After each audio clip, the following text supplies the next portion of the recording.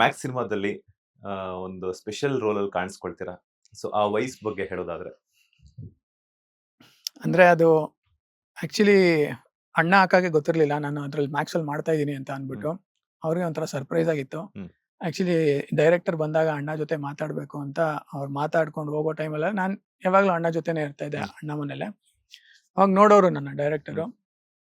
So ಎಲ್ಲಾನು ಅಕ್ಕಪಕ್ಕ ಕೇಳಿದ್ದಾರೆ ಯಾರು ಈ ಹುಡುಗ ಅಂತ. ಸೊ ಅಣ್ಣ ಹೇಳಿದಾರೆ ನನ್ನ ತಮ್ಮ ತರ ಅದು ಇದು ಅಂತ ಎಲ್ಲ ಹೇಳಿದಾರೆ, ಅಕ್ಕಪಕ್ಕನೂ ಕೇಳಿದಾರೆ. ಸೊ ನಾನೇ ಹೋಗಿ ಅವ್ರನ್ನ ಮಾತಾಡಿಸಿ ಹಾಯ್ ಸರ್ ಪ್ರವೀಣ್ ಅದು ಇದು ಅಂದ್ಕೊಂಡು ಅವ್ರು ಹೇಳಿದ್ರು ಅವಾಗ ಒಂದು ರೋಲ್ ಇದೆ ಮಾಡ್ತೀಯಾ ಅಂತ ಕೇಳಿದ್ರು Vijay sir. Yes sir I will do sir, but you will be having a audition, you have to attend that. Okay sir I am ready to do. ಯಾಕಂದ್ರೆ ನನಗೆ ನಾನು ಮುಂಚೆ ಒಂದು ಡಿಯರ್ ಕಣ್ಮಣಿ ಅಂತ ಮಾಡ್ಬೇಕಾಗಿತ್ತು ಕೋವಿಡ್ ಅಲ್ಲಿ. ಅದು ಸ್ಟಾಪ್ ಆಗೋಯ್ತು. ಅದು ನನ್ನ ಫಸ್ಟ್ ಮೂವಿ ಆಕ್ಚುಲಿ.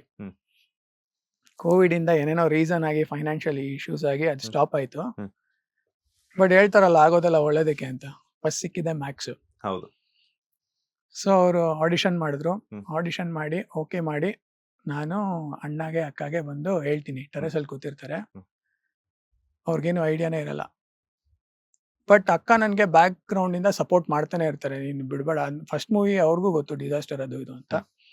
ಅವರು ಸಪೋರ್ಟ್ ಮಾಡಿ ಪುಷ್ ಮಾಡಿ ಎಲ್ಲ ಡೈರೆಕ್ಟರ್ಸ್ಗೂ ಪ್ರೊಡ್ಯೂಸರ್ಸ್ಗೂ ನಿನ್ನ ನಂಬರ್ ಕಳಿಸು, ನಿನ್ನ ಪೋರ್ಟ್ಫೋಲಿಯೋ ಕಳಿಸು, ಅದು ಇದು ಎಲ್ಲ ಹೇಳಿ ಒಂದು ಪುಷ್ ಮಾಡಿರ್ತಾರೆ. ಬಟ್ ಅವ್ರಿಗೆ ಆ ದಿನ ಬಂದ್ಬಿಟ್ಟು ಸರ್ಪ್ರೈಸ್ ಮಾಡ್ತೀನಿ, ಈ ಥರ ಮ್ಯಾಕ್ಸಲ್ಲಿ ಮಾಡ್ತಾ ಇದ್ದೀನಿ ಅಂತ. ಅವ್ರು ಫುಲ್ ಖುಷಿ ಆಗ್ತಾರೆ ಇಬ್ರು. ಒಳ್ಳೇದಾಗ್ಲಿ, ಚೆನ್ನಾಗಿ ಮಾಡು, ಒಳ್ಳೆ ಪ್ರಾಜೆಕ್ಟೇ ಸಿಕ್ಕಿದೆ ಅಂತ ಹೇಳ್ಬಿಟ್ಟು ಇಬ್ರು ಒಂಥರ ಖುಷಿಯಾಗಿ ನಗ್ನಗ್ತಾ ಬೇಷ್ ಅನ್ಕೊಂಡು ಪುಷ್ ಮಾಡ್ತಾರೆ.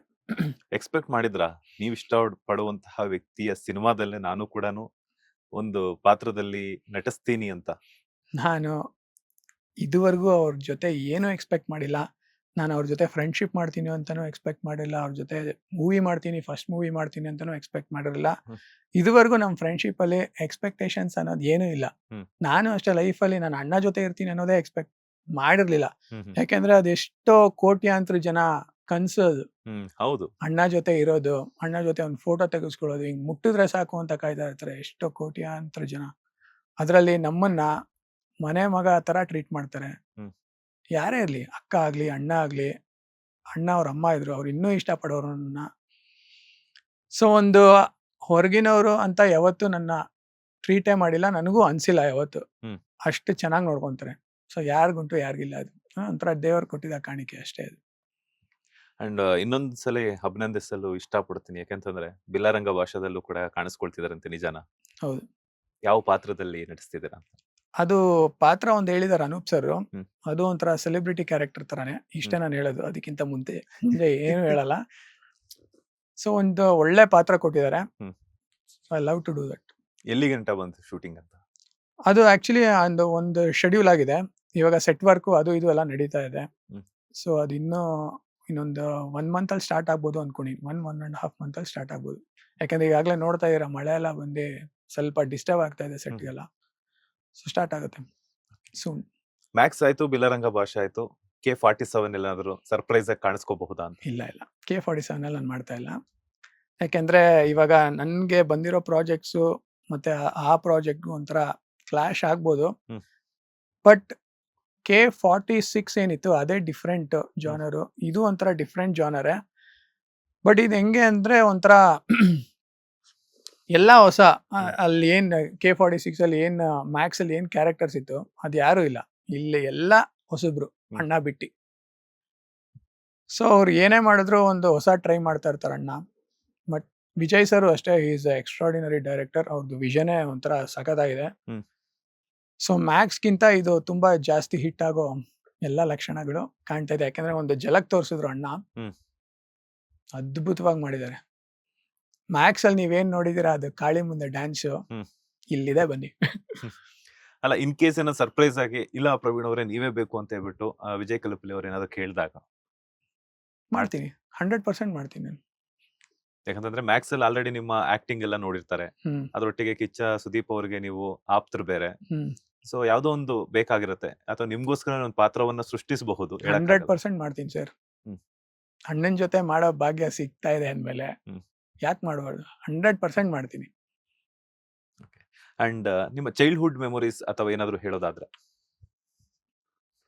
ಫ್ಯಾಮಿಲಿ ಬಗ್ಗೆ ಹೇಳೋದಾದ್ರೆ?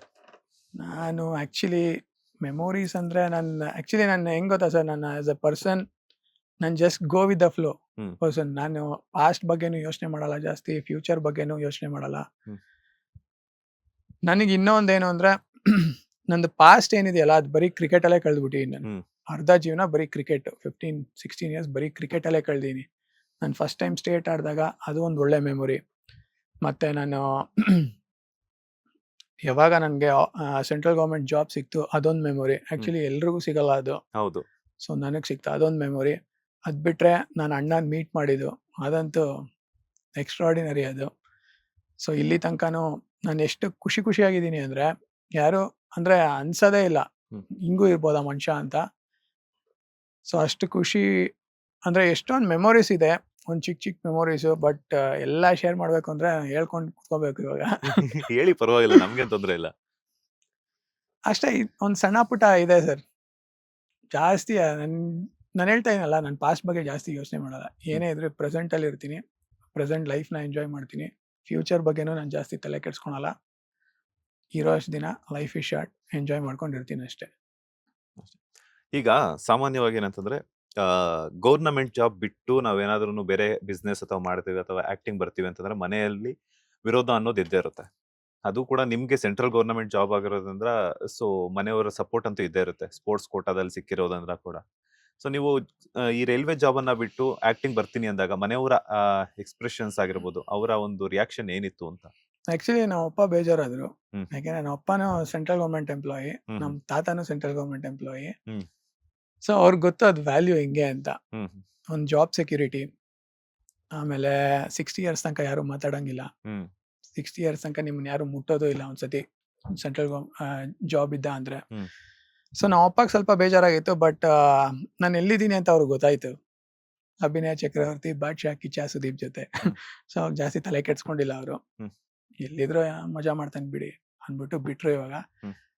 ಬಟ್ ನಾನು ಇದುವರೆಗೂ ನನ್ಗೆ ಯಾರಿಗೂ ಬೇಜಾರು ಮಾಡಕ್ ಇಷ್ಟ ಇಲ್ಲ. ಅವ್ರಿಗೆ ಬೇಜಾರಾಗಿದೆ ಅಂತ ಗೊತ್ತು ನಮ್ಮ ಅಪ್ಪಗೆ.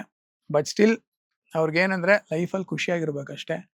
ನಿನ್ನ ಜೀವನ ನೀನು ನೋಡ್ಕೊ, ಆರಾಮಾಗಿರೋ, ಎಷ್ಟು ಬೇಕೋ ಡೈಲಿ ಅಷ್ಟು ಸಂಪಾದನೆ ಮಾಡು, ಮಜಾ ಮಾಡು ಅಂತ ಹೇಳಿ ಬಿಟ್ಟಿದ್ದಾರೆ ಅಷ್ಟೇ. ಯಾವುದಕ್ಕೂ ಏನು ಫೋರ್ಸ್ ಮಾಡಲ್ಲ. ಅವ್ರಿಗೂ ಗೊತ್ತು. ಬಟ್ ಅವಾಗ ಗೊತ್ತಲ್ಲ, ಪೇರೆಂಟ್ಸ್ ತಲೆ ಕೆಡ್ಸ್ಕೊಂತ ಇರ್ತಾರೆ. ಸೊ ನನ್ಗೆ ಇದು ರೆಸ್ಟ್ರಿಕ್ಟ್ ಏನು ಮಾಡ್ತಾ ಇಲ್ಲ ಇವಾಗ ಸದ್ಯಕ್ಕಂತೂ. ರೆಸ್ಟ್ರಿಕ್ಷನ್ ಏನೂ ಇಲ್ಲ. ಪ್ರಾಜೆಕ್ಟ್ಸ್ ಬಗ್ಗೆ ಮಾತಾಡ್ತಾ ಇದ್ರಿ. ಸೊ ಮುಂದಿನ ಯಾವ ರೀತಿಯಂತಹ ಪ್ರಾಜೆಕ್ಟ್ಸ್ ನ ಎಕ್ಸ್ಪೆಕ್ಟ್ ಮಾಡಬಹುದು ಅಂತ? ನನಗೆ ಆಕ್ಚುಲಿ ಎಲ್ಲಾ ತರ ಕ್ಯಾರೆಕ್ಟರ್ಸ್ ಮಾಡಕ್ ಇಷ್ಟ. ನನ್ಗೆ ಹೀರೋ ಆಗ್ಲಿ, ವಿಲನ್ ಆಗ್ಲಿ, ಇಲ್ಲ ಸೈಡ್ ಆರ್ಟಿಸ್ಟ್ ಆಗ್ಲಿ, ನನ್ಗೆ ಇದೇ ಬೇಕು ಅದೇ ಬೇಕು ಅಂತ ಏನಿಲ್ಲ. ನನ್ ಸ್ಕ್ರೀನ್ ಸ್ಪೇಸು ಅಷ್ಟೇ, ಇಷ್ಟೇ ಬೇಕು ಅಷ್ಟೇ ಬೇಕು ಅಂತ ಇಲ್ಲ. ನಂಗೆ ಎಲ್ಲಾ ತರ ವೇಷ ಹಾಕಕ್ ಇಷ್ಟ. ಸೊ ಯಾವ್ದೇ ಕ್ಯಾರೆಕ್ಟರ್ ಕೊಟ್ಟರು ನಾನು ಮಾಡ್ತೀನಿ, ನಂಗೇನು ಪ್ರಾಬ್ಲಮ್ ಇಲ್ಲ. ಅಂದ್ರೆ ಪ್ರತಿಯೊಬ್ಬ ನಟನಿಗೂ ಒಂದು ಡ್ರೀಮ್ ಕ್ಯಾರೆಕ್ಟರ್ ಅನ್ನೋದು ಇದ್ದಿರುತ್ತಲ್ಲ, ಸೊ ಹಾಗಾಗಿ ನಾನು ಆಕ್ಟಿಂಗ್ ಮಾಡ್ತಾ ಇರೋದೇ ಒಂದು ಪ್ಯಾಷನ್. ಸೊ ಎಲ್ಲಾ ತರ ವೇಷ ಹಾಕ್ಬಿಡ್ತೀನಿ ಅಂದ್ರೆ ನಾನು ಒಂಥರ ನನ್ ಎಲ್ಲಾ ತರ ಕಾಣಿಸ್ಕೊಳಕ್ ಇಷ್ಟ. ಬೆಗ್ಗರ್ ಆಗ್ಲಿ, ರಿಚ್ ಆಗ್ಲಿ, ನಾನು ಹೇಳಿದ್ನಲ್ಲ ಹೀರೋ, ವಿಲನ್, ನೀನ್ ಯಾವ್ದು ಕ್ಯಾರೆಕ್ಟರ್ ಕೊಡ್ತೀಯ ಕೊಡು, ನಾನು ಮಾಡ್ತೀನಿ. ನನಗೆ ಆಕ್ಟಿಂಗೇ ಇಷ್ಟ. ಅದ್ರಲ್ಲಿ ಇದೇ ಬೇಕು ಅದೇ ಬೇಕು ಅಂತ ಪಿಕ್ ಮಾಡಕ್ಕಾಗಲ್ಲ. ಒಬ್ಬ ಆಕ್ಟರ್ ಅಂದ್ಮೇಲೆ ಎಲ್ಲಾ ಮಾಡಕ್ಕೂ ರೆಡಿ ಇರಬೇಕು. ಲೇಟೆಸ್ಟ್ ಹಾಗೂ ಇಂಟ್ರೆಸ್ಟಿಂಗ್ ಸುದ್ದಿಗಳಿಗಾಗಿ ಬಾಸ್ ಟಿವಿ ಕನ್ನಡ ಚಾನೆಲ್ನ ಸಬ್ಸ್ಕ್ರೈಬ್ ಮಾಡಿ. ಹಾಗೆಯೇ ಬೆಲ್ ಐಕಾನ್ ಪ್ರೆಸ್ ಮಾಡಿ. ಇದರ ಜೊತೆಗೆ ಫೇಸ್ಬುಕ್, ಇನ್ಸ್ಟಾಗ್ರಾಮ್, ಎಕ್ಸ್ ನಲ್ಲೂ ಮಿಸ್ ಮಾಡದೆ ಫಾಲೋ ಮಾಡಿ.